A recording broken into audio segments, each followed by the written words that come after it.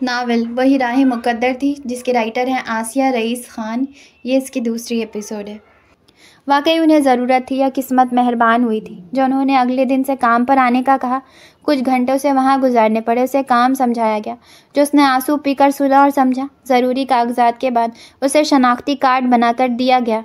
वो खुश नहीं हो पा रही थी, बल्कि वो शर्मिंदा थी, खुद से ही नाराज़। लेकिन घर पहुंचकर उसने सबको खुशखबरी सुनाई कि उसे काम मिल गया है और कल से वो ऑफिस जाएगी। जितना आसान उसने समझा था, ये वैसा सहल नहीं था। 8 घंटे मुसलसल खड़े रहना उसे थका देता। फिर अब मकाम बदल चुका था, वो दूसरी तरफ थी और सामने उसी तरह लाउबाली अपने आप को ख़ास समझने वाली कुछ अमारत या मगरूर तो कुछ हुस्न पर नाजा लड़की थी। मुश्किल ये थी कि वो नौजवानों के लिए मुख्तस सबसे मशहूर ब्रांड की आउटलेट थी, जहाँ तवातर से लोग आते जाते रहते। उसे मुलाजमत भी उस वजह से मिली थी कि वो मसरूफ़ जगह थी, वरना एजेंसी फ़ौरन कभी काम पर ना रखती। आज वो ख्वातीन के इंडो वेस्टर्न सेक्शन में थी। वहाँ अक्सरियत उसी उम्र की थी। कॉलेज यूनिवर्सिटी जाने वाली लड़कियाँ या फिर मुलाजमत पेशा लड़कियाँ आती थी।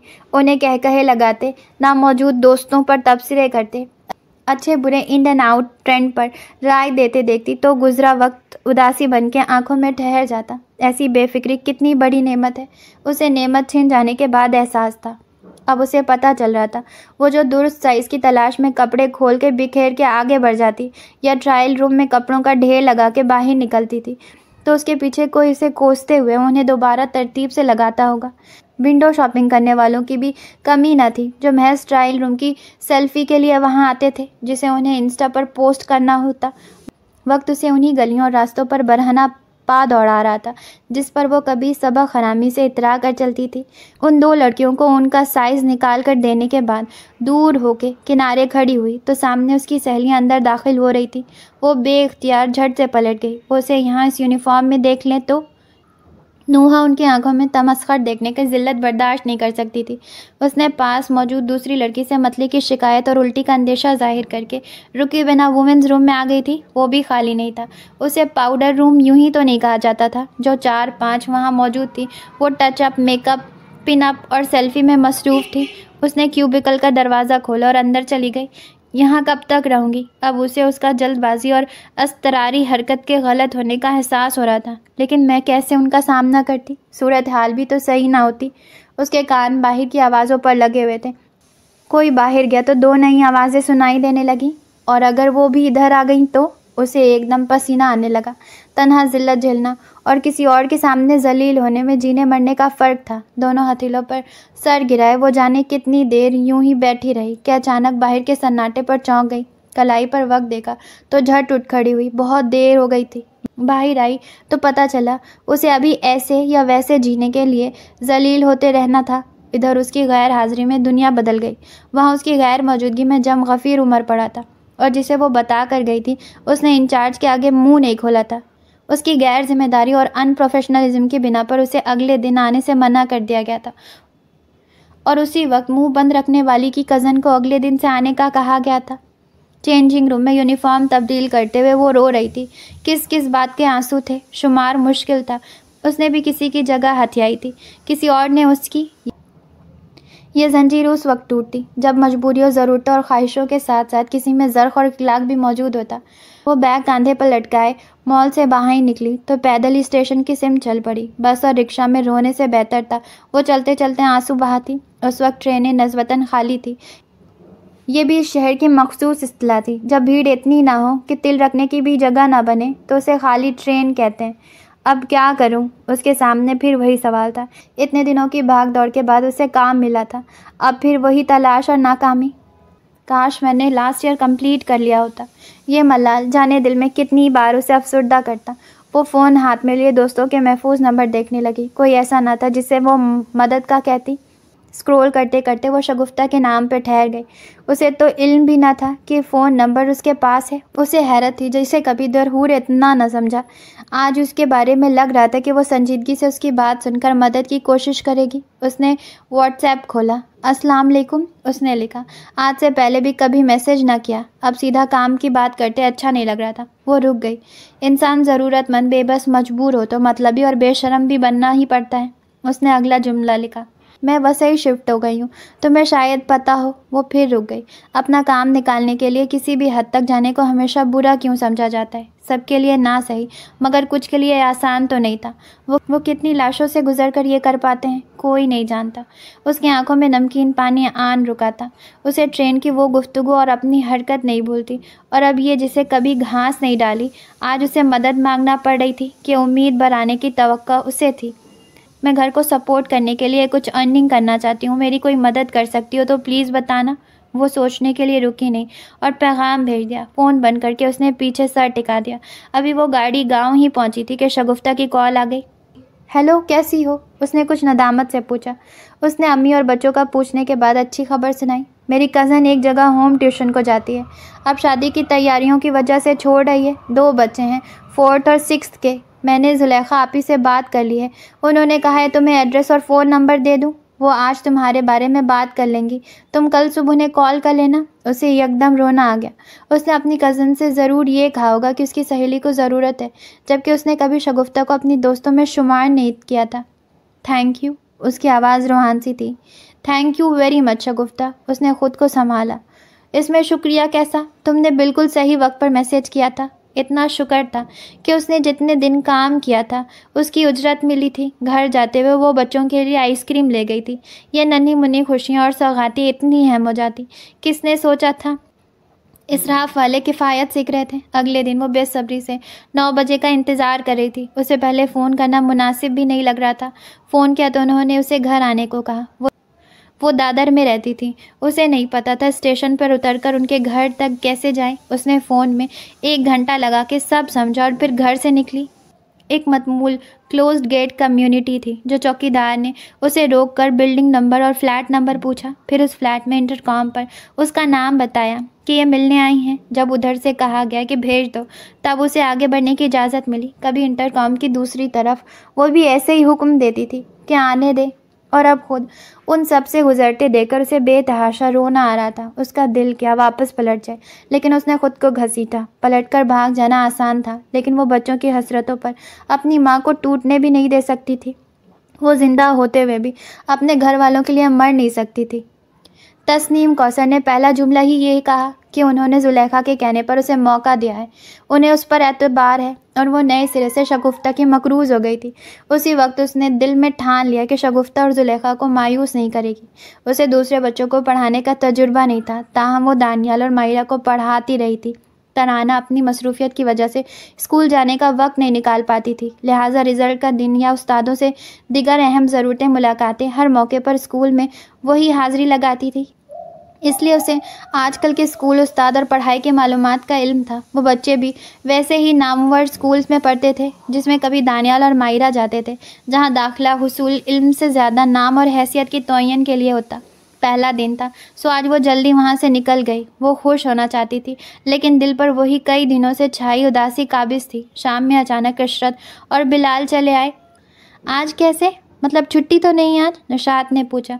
वो अमूमन हफ्ता इतवार को आते थे, जिस दिन बिलाल घर पर होता। बिलाल ने छुट्टी की थी आज, अभी फ्री था, तो मैंने कहा चलो भाभी की तरफ। उन्हें पानी का ग्लास थमा के उसने दूसरा ग्लास बिलाल की सिमत बढ़ाया। उसने लेने के बजाय इनकार में सर हिला दिया। वो बावर्ची खाने में आ गई। अब निशात ने उन्हें लाजमी रात के खाने पर रोकना था, सबके अलावा बैठने से अच्छा था वो खुद को उधर मसरूफ़ कर लेती। वो जो कभी कभी शौकिया या मूड होने पर बावर्ची खाने में घुसती थी, अब अक्सर निशात को हटा के खुद खड़ी होने लगी थी। उसे नए अनोखे खाने बनाना पसंद था, लेकिन अब रोज़ के आम से खाने बनाने में मज़ा आ रहा था। बिलाल बच्चों को खाने के लिए बाहर ले जा रहा था। निशात अंदर आई, उनके लहजे में खुशी सी थी। तुम कुछ हल्का फुल्का ही बना लो हम तीनों के लिए। जी, उसने हामी भर ली। यानी एहतमाम बिलाल के लिए ज़रूरी था, उसने सोचा, लेकिन पहले वाला तनतना नदारत था। उसे तो मज़ा आता होगा अम्मी हमें इस हाल में देख के, आप पता नहीं क्या समझ के खुश होती हैं। वो पहली बार उसे सोचते हुए तैश नहीं आई, बल्कि उदासी से काम में लगी। उसके गुमान में भी नहीं था कि बिलाल अब इसलिए बच्चों को बाहर ले जाता है कि उसकी सूरत ना देखनी पड़े, उसकी आवाज़ ना सुननी पड़े, वरना आते हुए बच्चों को पसंद का कुछ लेते आना मुश्किल तो नहीं था। वापसी में इशरत ने उसे खबर दी कि नूहा ट्यूशन पढ़ाने लगी है। वो तो कहीं जॉब कर रही थी, वो छूट गई थी। माँ की बात पर एक तंजिया मुस्कुराहट उसके लबों पर रेंग गई। बच्चों के स्कूल का वक्त दोपहर का था, सो वो सुबह आती थी। तस्नीम कौसर अच्छी फितरत की मालिक थी, बहुत ज़्यादा दोस्त परवर और खलीक थी। हमा वक्त ड्राइंग रूम में कोई ना कोई मौजूद होता, वो बच्चों के साथ उनके कमरे में होती। उसे अगर दानियाल और मायरा के साथ रहने और उनके करीब होने का तजुर्बा ना होता तो उन दोनों बच्चों को संभालना भी मुश्किल था। बच्चों की छुट्टी थी, इसलिए आज वो देर से आई थी। घर के करीब ही थी जब उसे तस्नीम कौसर का पैगाम मौसूल हुआ कि उन्हें अचानक किसी रिश्तेदार की वफ़ात की वजह से जाना पड़ रहा है। बच्चे अकेले हैं, बच्चों ने खाना नहीं खाया था। पढ़ाई के दौरान जब बार बार वो भूख का नारा लगाने लगे तो चारों नाचार उठ के उनके साथ बावर्ची खाने में आई। आलू, गोभी, गाजर और मटर की मखलूत सब्ज़ी रोटी देखते ही उन दोनों ने खाने से मना कर दिया। ये नहीं चाहिए, दोनों ने अपनी प्लेटें दूर कर दी। उसे तस्नीम कौसर को फ़ोन करना मुनासिब नहीं लग रहा था। कुछ देर उन्हें सब्ज़ी के फ़वाइद और सेहत की अहमियत सुना के कायल करने की नाकाम कोशिश के बाद उसने दुपट्टा उतार के कुर्सी पर रखा और चूल्हा जलाया। रोटी में ऑमलेट की परत बिछा के उस पर वही पकी सब्ज़ी कुचल के टमाटर, प्याज, मेयोनीज़ और केचप के साथ रखी और रोल बना के हल्का सा तिल दिया। दोनों ने तारीफ़ें करते हुए खुशी खुशी खा लिया। पेट भरने के बाद उनका दिल पढ़ाई में लगा तो उसने सुकून का सांस लिया। उसके जाने से पहले उनकी कोई रिश्तेदार घर आ गई थी। उसने जाते हुए तस्नीम कौसर को मैसेज पर अपने अजाफी काम की खबर वजह समेत दे दी। उस वक्त वो कहाँ जानती थी कि उसकी ये हरकत अगले दिन कौन सा गुल खिलाएगी। तस्नीम कौसर की बात सुन के वो हवन्नक सी उन्हें देखे गई। उन्होंने सवालिया तासरात के साथ उसे मतवज्जा किया तो वो होश में आई। हम कई महीनों से तंग हैं, प्लीज़ तुम कहीं और ट्यूशन्स लेती हो, टाइम का मसला है। नूहा वो पुरसोच सी एक लफ्ज़ कहकर रुक गई। बचा हुआ रोल खाने के बाद और बच्चों से सुनने के बाद उन्होंने उसे घर के लिए खाना बनाने की पेशकश की थी। उनके हालिया बावर्चन का खाना किसी को पसंद नहीं था। तुम्हें एक ही वक्त आना होगा, वैसे भी तुम्हें ट्यूशन्स के लिए 9:30 बजे आती हो, उसके बाद यहीं दोनों वक्त का खाना बना के जाया करो। ये उस मॉल वाली जॉब से तो बेहतर है, तुम कुक कहलाओगी, अंदर कोई कह रहा था। आजकल तो उसे अपने अंदर की आवाज़ें भी अजनबी लगती थी। तुम सोच लो, उसे यूं ही मुस्तगड़ देख के उन्होंने उसे वक्त दिया, लेकिन जाने से पहले बता देना ताकि मैं कल पुरानी कुक को मना कर दूं। उसे यह फिरंगी कुक ही इतना अच्छा लगा कि उसने हाँ कह दी। ठीक है, ट्यूशन से कहीं ज़्यादा पैसे मिल रहे थे और उसने फिर खुद को काम तो काम होता है वाला चोरन दिया था। घर आके उसने निशात को मज़ीद ट्यूशन्स का बताया। अल्हम्दुलिल्लाह वो खुश थी, लेकिन मैं उन्हें पकाने का भी तो कह सकती थी। अपने झूठ पर वो जज्बस थी। उसे नहीं पता था सच जानकर निशात का रद्द अमल क्या होगा। ये काम कभी उनके मियार के मुताबिक घर के नौकर करते थे और बेटी का नौकर बन जाना उन्हें कैसे अच्छा लग सकता था। जाने किधर से फुप्पू उनको याद आ गई थी। वो अकेले आई थी और कुछ देर उनके पास बैठी रही, लेकिन जब वो मुसलसल उनकी पुरानी और ताज़ा सूरत हाल की फ़र्क पर ही बात करती रही तो वो उठ के बच्चों के पास आ गई। बाहर चले ना आपी, दानियाल ने पास आके उसका हाथ थामा। बाहर कहाँ? यहाँ एक पार्क है, थोड़ा दूर है, बिलाल अंकल के साथ गए थे, वहीं चलें। वो बच्चों को लेकर कहीं निकली ही नहीं थी, सिवाय करीबी बर्गर के स्टॉल तक। एक इतवार का दिन ही वो दोपहर से घर में होती कि सुबह तस्नीम कौसर के यहाँ सिर्फ खाना बना के वापस आ जाती। उस दिन ट्यूशन्स की छुट्टी होती। ओके, तुम तैयारी करो, चलते हैं। उसका दिल मचल उठा। बच्चों के साथ बाहर वक्त गुजारने के लिए बच्चों को निशात की ताकीद थी कि उसे आधा दिन मिलता है आराम करने के लिए, लिहाजा उसे तंग न किया जाए। वो हॉल में आई तो सामने का मंजर देखकर ठटक गई। ज़रूरत की क्या बात है, मेरे भाई का घर है, रख लो। वो अम्मी को नोट पकड़ा रही थी। आबदीदा निशात ने जब नोट मुट्ठी में जकड़े तो आंसू छलक पड़े थे। एक ज़ख्मी सा तबस्सुम उसके होठों पर ठहर गया। ज़िंदगी बड़ी फराग दिल थी। सबसे बदतरीन और ज़िल्लत आमेज़ लम्हे चुनने के लिए उसे कितने मुतबादिल दिए थे। वह आगे बढ़ी और आहट पर फुप्पो ने मुड़कर उसे देखा। नूहा, वो तुम्हारा वनीला लेमन स्पंज केक बना के देना साथ। जवेरिया कब से याद कर रही थी, मुझे आते वक्त बहुत जताया कि बनवा के ले आना। वो फ़ौरन कुछ बोल न सकी। उससे पहले जवेरिया ने ऐसी ताकीद क्यों ना की थी। हाँ, क्यों नहीं, बना देगी नूहा। निशात के जुमले और अंदाज पर उसका दिल किया दरवाज़ा खोल के बाहर चली जाए। तभी मायरा बाहर आई। ये वाली फ़्रॉक पहनूँ या ये? उसके दोनों हाथों में मुख्तलिफ़ रंगों की पोशाकें थी। क्यों बेटा, कहीं जा रही हो? उन्होंने नज़रें नूहा की सिमत की। इन्हें पार्क लेकर जा रही हूँ। अभी? फुप्पो ने पूछा। जी, लेकिन बेटा मैं तो कुछ देर में निकलूँगी। तुम्हारे पप्पा ने ऊबर पहले ही बुक कर दी है। क्या तुम केक बना दो ताकि मैं साथ ले जाऊँ? पुप्पो अभी मैं, देर हुई तो अंधेरा हो जाएगा पार्क में। जाहिर है केक बनाना मिनटों का काम नहीं था। कल लेकर चली जाना, यही तो है पार्क, मैं कहाँ आऊँगी फिर इतनी दूर। बेटा, पुप्पो इतने प्यार से कह रही हैं तो पहले केक बना दो। निशात उठने लगी। मैं बच्चों को समझा देती हूँ। चलो कुछ देर मैं भी उनके साथ गुजार लूँ। पुप्पो भी उठ गई। दोनों अंदर चली गई और वो अपनी जगह से हिल भी ना सकी। ये पहला मौका था जो पुप्पो उसके ढके छुपे इनकार के बावजूद इसरार कर रही थी, बल्कि ऐसी फरमाइश ही पहली बार हुई थी, वरना उसके दो टोक और साफ जवाब देने वाले मिजाज की वजह से कोई ये हिम्मत करता ही नहीं था। वो सही मायनों में हर लिहाज से, हर जगह अपनी मर्जी की मालिक थी। दरवाजे पर बजी इतलाई घंटी पर वो चौंकी और भरी आंखें रगड़ते हुए दरवाजे तक आई। अब कौन आया? वो दुआ कर रही थी दरवाजे की उस तरफ कोई और रिश्तेदार ना हो, लेकिन दरवाज़ा खोलते ही सामने खड़े बिलाल को देखकर केक और वो नोट यूं गुड़मुड़ हुए कि पल भर में सारी दुनिया घूम गई। मंजर बदल गए, मकाम बदल गए और एहसास भी। कौन सा मंजर, कौन सा जुमला था जो पल भर में जहन से नूर की रफ्तार से ना गुजरा हो। वो सुर्ख आंखों से एक टक देख रही थी। उसे ये भी दिखाई नहीं दे रहा था कि बिलाल के चेहरे पर किस कदर शदीद नागवारी फैली है। ज़रा देर वाला मंजर उसे अपने कम मायगे और कम हैसियती का एहसास करा गया था, लेकिन उस लम्हे सामने खड़ा बिलाल उसे बेहद बदसूरत बना गया था। उसे लगा उसके अंदर की स्याही चेहरे पर फैल रही है। उसने शर्मिंदगी से पलकें झपकी। मैं अंदर जा सकता हूँ? बिलाल ने रिखाई से कहा। वो कुछ कहे बिना तेज़ी से पलट के बावर्ची खाने में आ गई। आज पुप्पो का रवैया उससे ही नहीं बिलाल से भी बदला था। वो जिस इज़्ज़त और एहतियात से उससे बात कर रही थी, उस पर वो हैरत से मर जाती अगर कुछ देर पहले पुप्पो ने उसके साथ रवैया ना बदला होता। यहाँ कुछ हमेशा एक सा नहीं रहता। लोग, हालात, वक्त, रवैये सब तगय्युर के साथ ही हैं। वो खुद इसकी मिसाल थी। जवेरिया के लिए वेनिला लेमन स्पंज केक बनाते हुए उसके अज्जाए तरकीबी में इजाफा हो गया था। आज उनमें नूहा के आंसू भी शामिल थे। लोकल ट्रेन में सफ़र करना एक आर्ट है और वेस्टर्न लाइन पर रश आवर में सफ़र करने वाले उस आर्ट के माहिरीन कि वो शहर की सबसे मसरूफ़ और पुरहुजूम लाइन है। वो भी धीरे धीरे ये आर्ट सीख रही थी। अब वो पर्स नहीं, बैग पैक इस्तेमाल करती थी। उसका बैग पुश्त की बजाय आगे सीने से लगा होता। वो ट्रेन रुकते ही दरवाजे के दाएं या बाएं होती। दरमियान से अंदर जाने की कोशिश अब नहीं करती थी। अब वो औरतों के धक्कों से कंपार्टमेंट में आगे नहीं बढ़ती थी, बल्कि चढ़ते ही दरवाजे के करीब साइड में लगकर खड़ी हो जाती कि उसे आज तक सुबह इतनी खाली ट्रेन मिली ही नहीं जिसमें बैठने की जगह खाली होती, जिसके लिए उसे अंदर जाना पड़ता। उसने देखा था कि इतनी भीड़ में भी औरतें चढ़ते ही अंदर की तरफ रास्ता बनाते हुए नशिस्तों पर बैठी औरतों से बारी बारी, कभी हिंदी में कहाँ तो कभी मराठी में, कोठे उतरनार, कहाँ उतरेंगे, पूछती थी। और आने वाले करीबी स्टेशन पर उतरने वाली का नशिस्त पूछने वाली को देने का ज़ुबानी मुआहिदा होता। फिर उसके बाद वो जगह हर हाल में उसकी ही होती।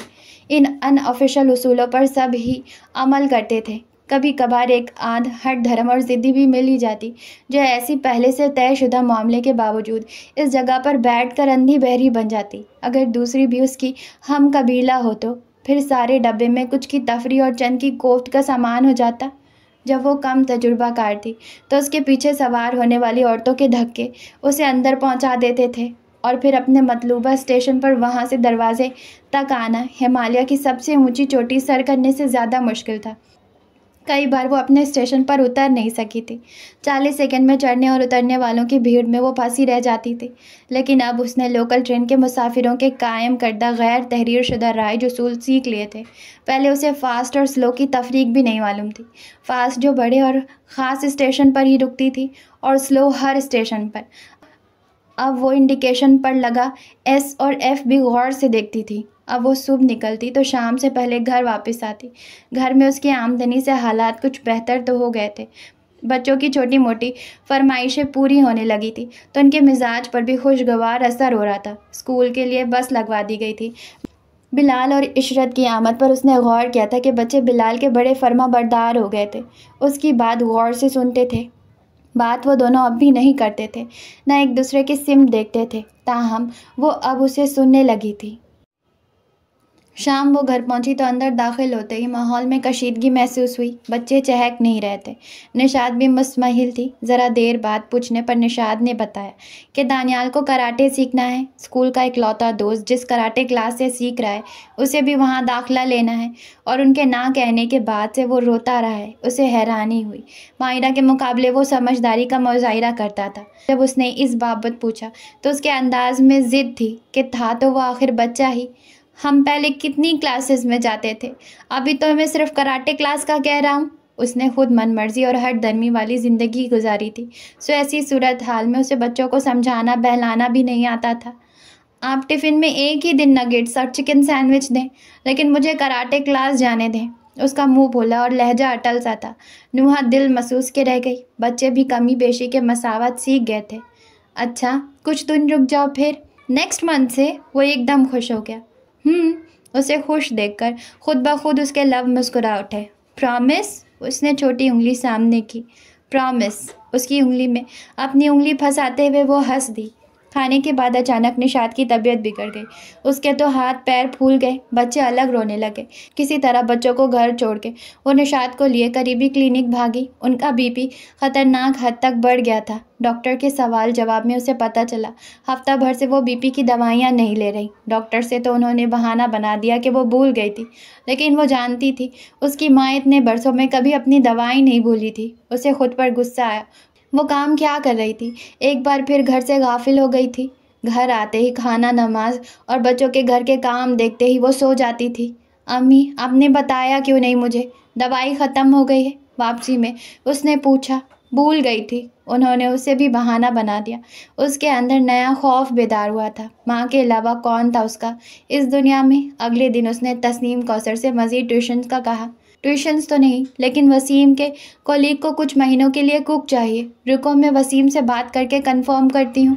वो फ़ोन लगाने लगी और उसकी उम्मीद आसमान छूने लगी। एक्चुअली, उन्होंने फ़ोन रखने के बाद एक अल्फाज को ज़रूरत से ज़्यादा लंबा खींचा तो उसका दिल डूबने लगा। वो सुबह से शाम तक ऑफिस में होते हैं तो उन्हें एक ही बंदा चाहिए जो कुकिंग और क्लीनिंग दोनों कर ले। फ़िलहाल वो एक ही फ़र्द है घर में। मैं कर लूँगी, उसने बिना सोचे समझे कहा।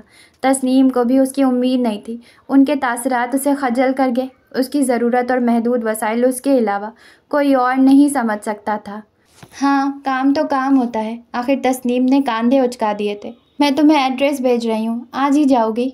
तो मैं इतला दे देती हूँ तुम्हारे आने की। जी। वो पलट कर बावर्ची खाने में चली गई। काम तो काम होता है, उसने खुद से कहा। एक बार फिर मसनूई बेहिसी और बेखबरी की दीवार ऊंची होने लगी थी। स्टेशन पर उतरते ही जब ख्याल किरो में घर की तरफ मुड़े तो उसे याद आया आज मिसेस तस्नीम रिजवी ने किसी नई कुक प्लस हेल्पर को भेजने का कहा था।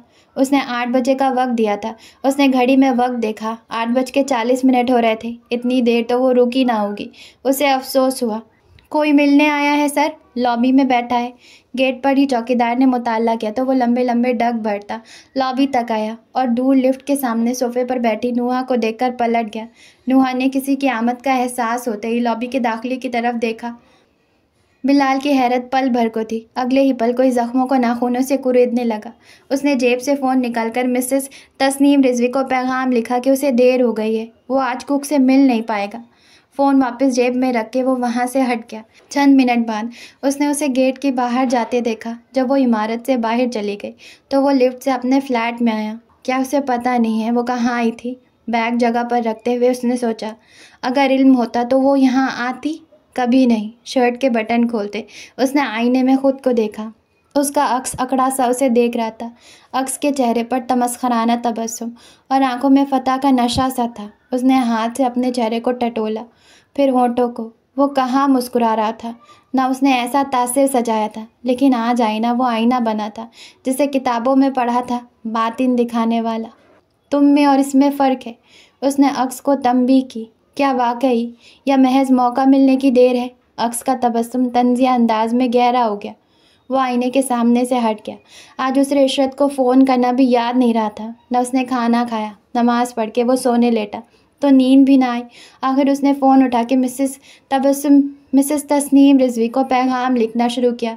आप हेल्पर से कहें वो कल से काम शुरू कर दें। मैं चाबियाँ वॉचमैन को देकर जाऊँगा। वो कुछ मायूस कुछ पुरुम्मीद घर पहुंची थी। आज मुलाकात होती तो क्या पता आज इनकार हो जाता।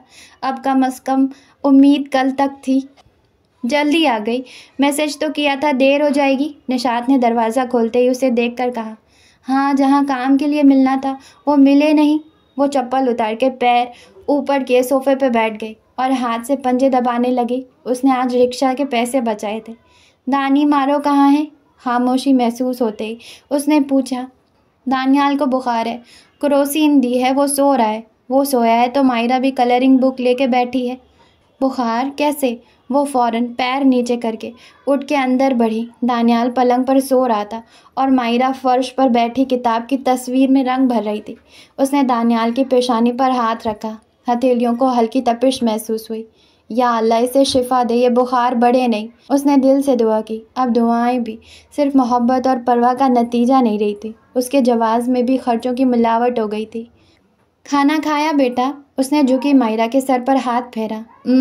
उसने वजह बदले बिना कहा। वो नीचे फर्श पर उसके पास बैठ गई। पूरी कलर बुक भर ली। वो बड़ी सफाई से पौधों, फूलों और पत्तियों में रंग भर रही थी। ट्रेन में बेचने आने वालों में से उसने ये सस्ती रंग भरने वाली किताब खरीदी थी। ये लास्ट पेज है। तभी उसका फ़ोन बजने लगा। उसका उठने का भी दिल नहीं किया। तभी निशात फ़ोन ले आई। दूसरी जानिब से तस्नीम कौसर ने उसे खुशखबरी सुनाई। उसके अंदर अचानक जोश भर गया। चलो खाना खाते हैं, उसने मायरा के आगे फैले रंग समेटते हुए कहा। अम्मी? उठ के रंग मेज़ पर रखते हुए उसने निशात को आवाज़ दी। कल से मुझे देर होगी, एक नई जगह काम शुरू करूँगी। कुछ दिन बाद ही पता चलेगा कि वहाँ कितना वक्त लगता है। कौन सा काम? निशात दरवाजे में आकर रुक गई तो वो कुछ पल को चुप रही। अम्मी, ट्यूशन्स ही हैं बच्चों की। अच्छा। वो पलट गई। बेटी की हालत वो भी देख रही थी। उनका दिल कभी बेटी के लिए दुख से भर जाता तो कभी शुक्रगुजार होता कि वो पहले वाली नूहा नहीं रही थी, तो कभी सब पसे पुश्त चला जाता। अखराजात और मुस्तकबिल की फ़िक्र सब भुला देती दूर। कभी उन्हें अपना आप बहुत खुदगर्ज लगने लगता। गेट पर चौकीदार ने आने का मकसद पूछा और जब उसने फ्लैट नंबर बताया उसने चाबी उसे थमा दी। वो पुरसोच से लिफ्ट से 6ठी मंजिल के फ्लैट नंबर 602 तक पहुंची। काम क्या करने होंगे उसे कुछ भी नहीं कहा गया था। तनख्वाह भी तस्नीम कौसर ने बताई थी। मैंने नंबर भी नहीं लिया। तस्नीम बाजी ने एड्रेस के साथ शायद नंबर भी दिया था। दरवाज़ा खोल के वो हॉल में दाखिल हुई। सलीके से सजा घर, जहाँ जो चीज़ होनी चाहिए वहाँ उसके अलावा कुछ और न था, जो मकीनों की कम तादाद और बच्चों के ना होने की तस्दीक थी। वरना मुंबई मतवस्त तबके के फ्लैट्स इस मामले में आने वाले से खुद ही कलाम कर लेते। दोनों ख्वाबगाहें खुली थी। वो पहले बावर्ची खाने में आई। उसकी नज़र खाने की छोटी सी मेज़ पर नज़र आ रहे नीले स्टिकी नोट्स पर पड़ी। उसने आगे आकर बैग मेज़ पर रखा और झुक के नोट्स पढ़ने लगी। ओह, वो उसके काम की तफसील थी। उसने एक और गहरी सांस ली। तो तुम अब पक्की काम वाली मासी भी हो। अपनी ज़रूरत और मजबूरी के तहत उसने कह तो दिया था कि वो सफाई भी कर लेगी, जो कभी उसने अपने घर में भी नहीं की थी। काम होता है नुहा। उसने खुद का हौसला बढ़ाया।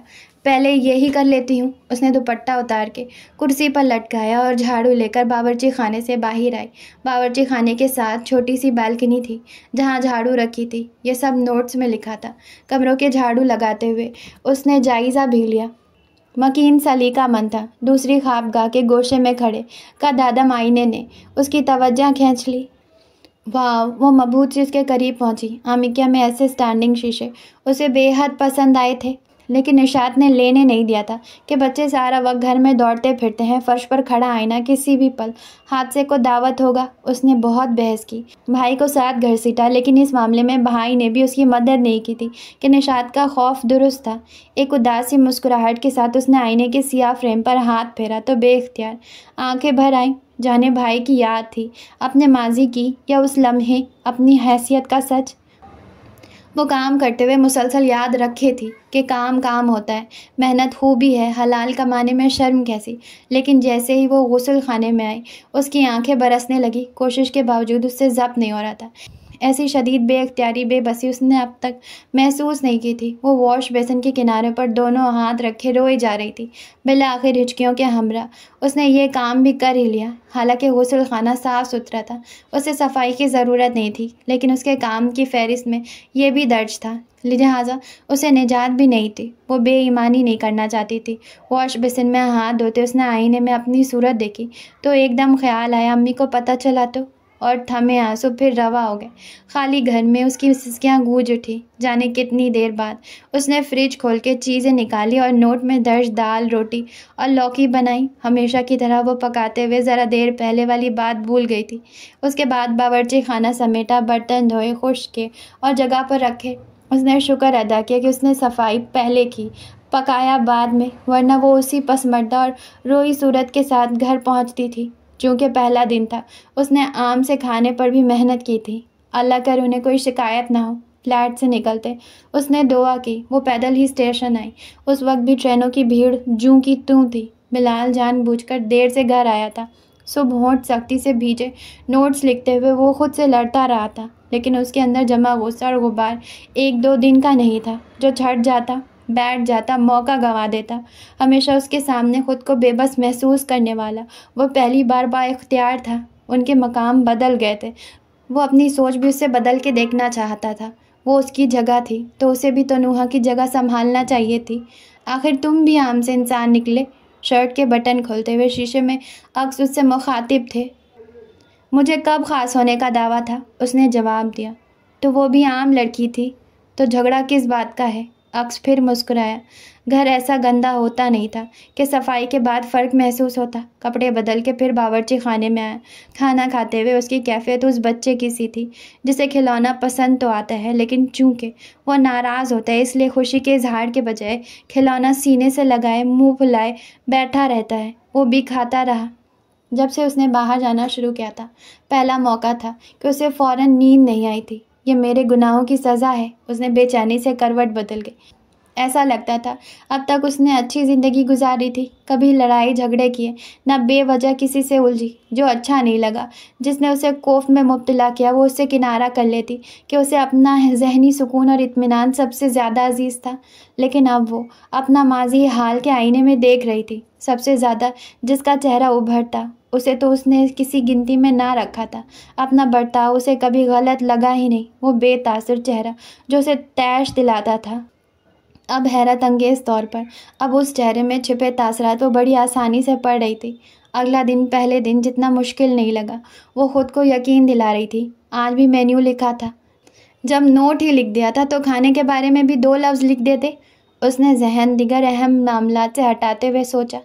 बकिया सारा वक्त भी खुद को तैयार किया, समझाया, बहलाया था। फिर भी गुस्ल खाने में जाते ही उसे फिर रोना आ गया। इसकी आदत डाल लो नूहा, और दानी के कराटे क्लास याद रखो बस, उसने बुलंद आवाज़ में खुद से कहा। काम निपटाने के बाद जब वह जाने के लिए तैयार हुई तो कितनी देर मेज़ के पास खड़ी सोचती रही कि उसे भी नोट लिखकर पूछ लेना चाहिए या नहीं। दिल जितना राय जानने की खातिर हमक रहा था, नोट लिखकर पूछना इतना ही गैर ज़रूरी लग रहा था। उन हब्स भरे दिनों में उसकी ऑक्सीजन खाने पर मिलने वाली तारीफ़ें ही थी। तस्नीम इस मामले में वसीउल कल्ब थी। ख़ुद तो तारीफ़ करती थी, साथ हर खाने वाले की तारीफ़ भी उस तक पहुंचाती थी। अलबत्ता उनकी सास इस मामले में कंजूस थी। ताहम वो शौहर, देवर और ससुर सब की राय उसे सुनाती थी। उसकी कुल्फ़त और थकान के लिए वो तारीफ़ें अक्सीर थी और वो उसके लिए लालची होती जा रही थी। मुसलसल कम मायगी की गहराई में फरी फाल के दौरान ये अल्फाज वो शाखें थीं जिन्हें थाम के वो ख़ुद को कुछ देर के लिए मज़ीद नीचे लढ़कने से रोक लेती। उनसे उसे अपने किसी काबिल होने का एहसास होता था। ये सब्ज़ी खोर हैं शायद। एक बार फिर फ्रिज से सब्जियां निकालते हुए उसने सोचा। पकाते हुए वो कुछ देर के लिए सब भूल जाती कि तन्हा बावर्ची खाने में काम करना उसे हमेशा पसंद था। तस्नीम कौसर के यहाँ उनकी काम वाली मासी और सास तन्हाई नहीं होने देती थी। हर रोज़ खाने का मेन्यू नोट में लिखा होता। तीसरे चौथे दिन के बाद से नमक मिर्च की शिकायतें मिलने लगी थी। वो बहुत तवज्जो से पकाने लगती थी। फिर भी वही 2-3 सब्जियां पकाकर उकता गई थी, मगर खाने वाले को कोई फ़र्क नहीं पड़ रहा था। बिलाल गैर जानिबदारी से देखता तो वो खाना बेहतरीन बनाती थी और बाकी काम भी डंडी नहीं मारती थी। इब्तिदा में 1-2 दिन उसने खामा-खाई खाने में नमक और मिर्च की कमी बेशी का लिख दिया, लेकिन आज वो बड़ी देर से मेज़ के सामने खड़ा मुसलसल बॉल पॉइंट हिलाते हुए सोच रहा था कि जहन उलझ सा रहा था।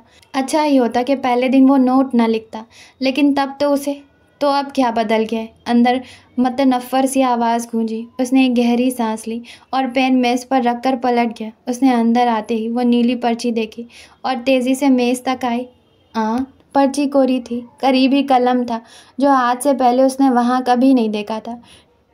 शायद देर हो रही होगी, उसने खुद ही वजह सोच ली। वो पर्ची खींचने ही लगी थी कि रुक गई। जहन मुसलसल वो जुमला तरतीब देकर रद्द कर रहा था जिसमें उसे ये पूछना था कि उसका पकाया खाना कैसा होता है। जब वो जाने के लिए तैयार थी तो बैग शाने पर डाले मेज़ के आगे रुक गई। कुछ देर सोचे और ख़ुद को रोकने के बाद आखिर उसने कलम उठाया। आपका पता नहीं, लेकिन मैं वही 3 सब्जियां बना के बोर हो गई हूँ।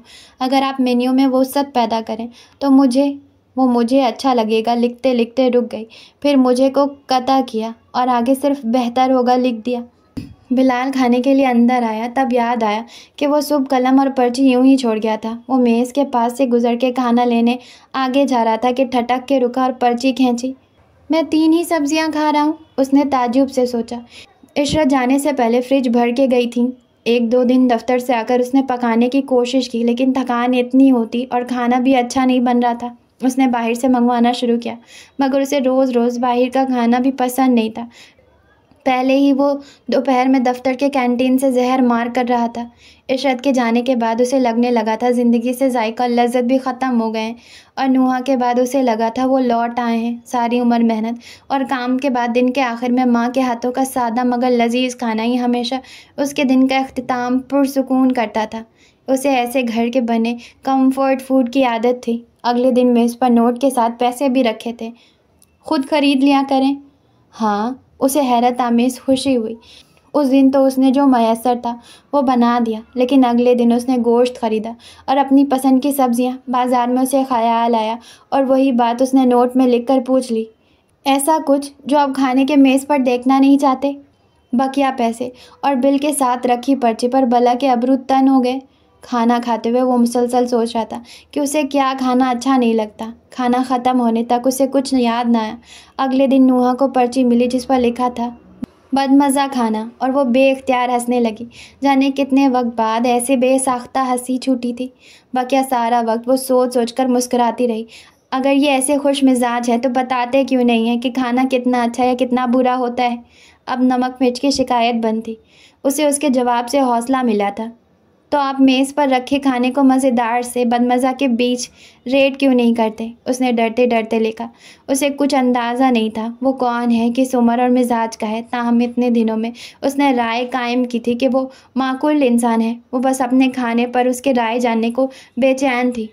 उसके बाद उसे पर्ची पर 5 में से स्टार मिलने लगे थे, कभी 3 और कभी 3.5। यानी मैं एवरेज या उससे थोड़ा बेहतर पकाती हूँ। उसका जोश मानिंद पड़ गया, लेकिन फिर वो उससे 5 स्टार हासिल करने के लगन में मज़ीद तवज्जो से पकाने लगी। तस्नीम के तौसत से उसे मज़ीद 2 ट्यूशन्स मिल गई थी। अब उसका पूरा दिन मसरूफ़ गुजरता था। पहले वो तस्नीम के यहाँ फ़ारिग होने के बाद स्टेशन पर वक्त बिताती थी और शाम होते होते बिलाल के यहाँ आती थी।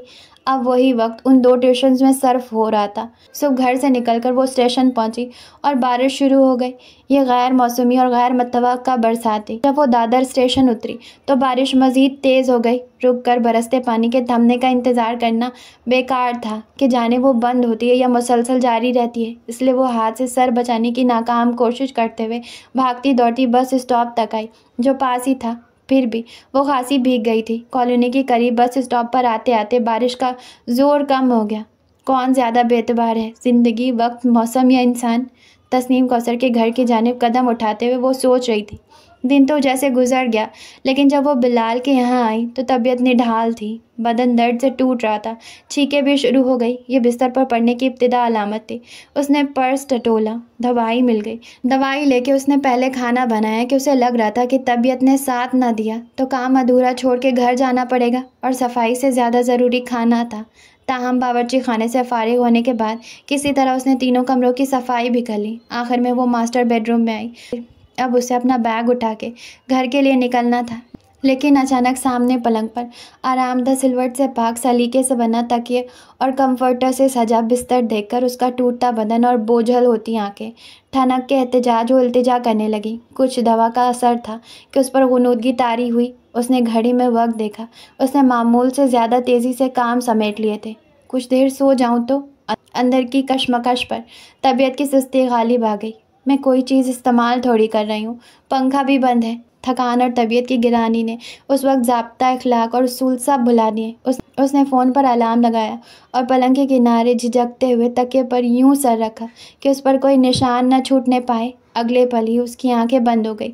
आधे घंटे के बाद अलार्म बज के खुद ही बंद हो गया। बिलाल ने चाबी से दरवाज़ा खोला, अंदर आकर जूते उतारे, बैग सोफे पर रखा, जुराबों समेत कमरे में आया और दरवाजे पर ही बुरी तरह ठटक गया। खिड़कियां बंद थी, पंखा भी, और पलंग के किनारे घुटनों से पैर मोड़े करवट लिए नुहा सो रही थी। उसने दुपट्टा खुद पर फैला रखा था। वो यूं सांस रोके खड़ा था मानो उसके ज़ेरो बम से भी वो जाग जाएगी। जाने कितनी देर वो उसका सुर्ख उतरा थकान ज़्यादा मतवर्रम चेहरा देखता रहा। फिर खुद उस बेखुदी पर ठटक के दबे पांव पलट गया। घर की हालत बता रही थी कि वो काम ख़त्म कर चुकी थी। क्या वो रोती रही है या बीमार है? सवाल कहीं से उछल के खड़ा हुआ। उसने फ़ौरन सर झटक कर उसे गिराया, जूते पहने, बैग उठाया, बाहर निकल के दरवाजे के मकफल करके नीचे आ गया। पहले सोचा इमारत के बाग में ही वक्त गुजारे, लेकिन फिर इरादा बदल के सामने वाली इमारत के बगल में मौजूद छोटे से रेस्टोरेंट में जाकर बैठ गया, जहाँ से उसकी इमारत का गेट साफ दिखाई दे रहा था। लैपटॉप खुले, खुद को मसरूफ़ जाहिर करते हुए, गेट पर निगाह रखते हुए जब उसने तीसरी चाय ख़त्म की तो नुहा गेट से निकलती दिखाई दी। अचानक उसे पंखे की ख्वाहिश ने जगाया था और जैसे ही एहसास हुआ कि वो कहाँ सो रही है, वो हड़बड़ा के उठ बैठी थी। दीवार की घड़ी में वक्त देखते हुए उसका सांस रुक गया। ओनर आ जाते तो? उसने दिल ही दिल में खुद को लताड़ा और दौड़ के बावर्ची खाने से बैग उठा के बाहर निकल गई। लिफ्ट से बाहर आते ही उसे एहसास हुआ कि अब बुखार भी आ गया, लेकिन अभी एक और थका देने वाला सफ़र बाकी था। रिक्शा कर लेती, उसने स्टेशन की सिम जाते देखकर बिलाल ने सोचा। उसके नज़रों से ओझल होने के बाद उसने कल ना आने का पैगाम लिखने के लिए फ़ोन उठाया, लेकिन फिर कुछ लिखे बिना रुक गया।